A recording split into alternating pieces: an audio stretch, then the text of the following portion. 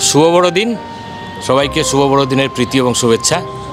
আজকে বড়দিন শুধু ভারতবর্ষ শিলচরে নয়, ভারতবর্ষ এবং সমস্ত বিশ্ব জুড়ে পালন হচ্ছে। এই শুভ বড়দিনের বার্তা একটাই, যে প্রভু যিশু এই জগতে এসেছিলেন যেন সবাইকে প্রেম বিতরণ করে যেতে পারেন।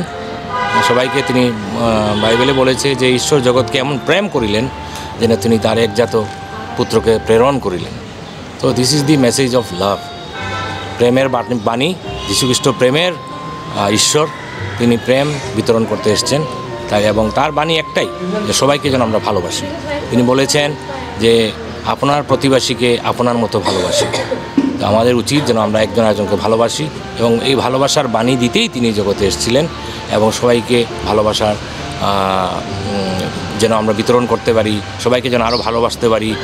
ধনী গরিব, ভালো খারাপ, সবাই শত্রু এবং নিজের বন্ধুবান্ধব নির্বিশেষে সবাইকে যেন আমরা ভালোবাসতে পারি।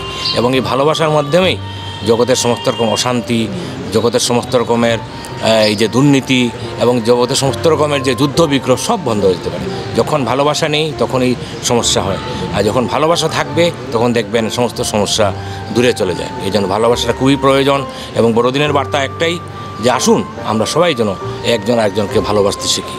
সবাইকে শুভ বড়দিনের প্রীতি এবং শুভেচ্ছা এবং নববর্ষের শুভকামনা রইল। ধন্যবাদ।